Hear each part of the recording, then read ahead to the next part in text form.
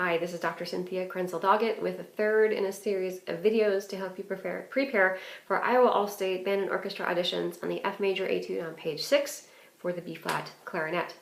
So we stopped with the end of the cadenza in the last video. Let's start after that. You have an odd tempo with a very musical phrase that's very similar to the opening phrase. So approach it similarly.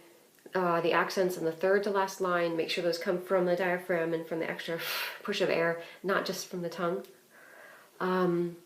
Let's see, the other thing I want to mention here would be at the end of the third line from the bottom, you have two sets of trills, an F and an F sharp trill. I add grace notes between them.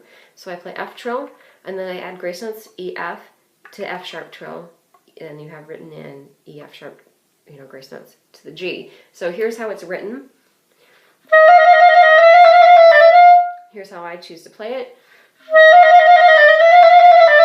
It just sounds more natural, more typical for the clarinet. Okay, so then my breath I take after the high C, the forte C.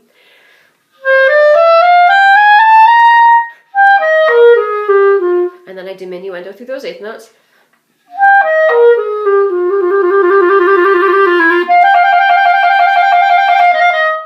With a big crescendo through the throat tone G. You have to give a crescendo extra hard there because that note doesn't project as well as the high G.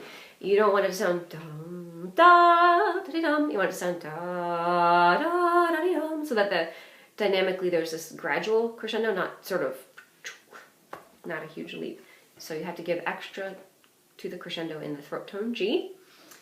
My next breath I take after that eighth note in the last measure of the second to last line, so it's like right here. Your other option would be to breathe after the second eighth note in that measure.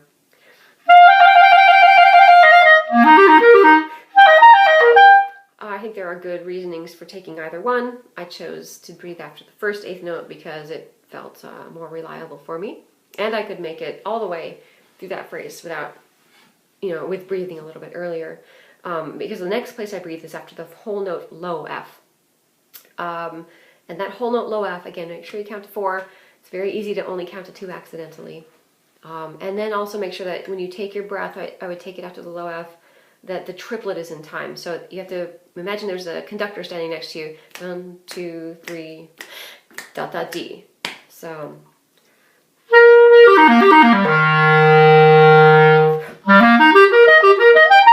You don't want to upset the pulse at all. Make sure it's right in time. The 3 Fs at the very end, make sure you have a tuner handy. You should pretty much always have a tuner around just to check yourself. The high F, I play with this fingering. Maybe you could use the half hole if you choose to. That might help with sound. It can bring intonation down if you're high. If you're low, keep thinking E of the high. The tongue position, the middle of the tongue needs to be high so you have fast airstream and the sound comes out here. Push your air, fast direction. That will help with the high notes to bring the pitch up if you tend to be flat.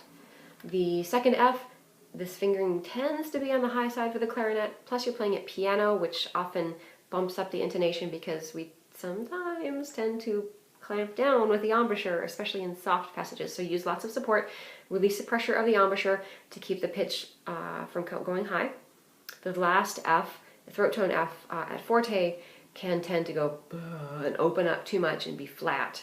So make sure that you don't let the tongue drop down, that you don't just use a really wide, blatty kind of airstream. Think E, keep the tongue up high again, fast air, and don't let yourself go too low. But have the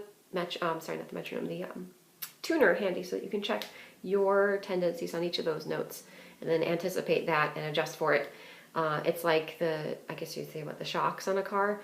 The reason that you can drive over a bumpy road and not feel every single bump is that you have sort of springs that are evening things out.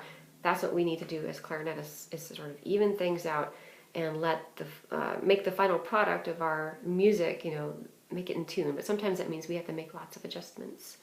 I think the best thing though is just if you can hear the pitch, if you know where the note is supposed to be, you have a 90% chance of actually playing that note in tune. So I recommend singing the melody, any melody that you have, be able to sing it and sing the pitches accurately. That's going to help your playing tremendously. So that's my advice for this etude. I wish you the best of luck. Congratulations on choosing this challenge. You will learn a lot from it. It's a great experience. And yeah, like I said, I wish you luck on the Iowa All State Band and Orchestra auditions.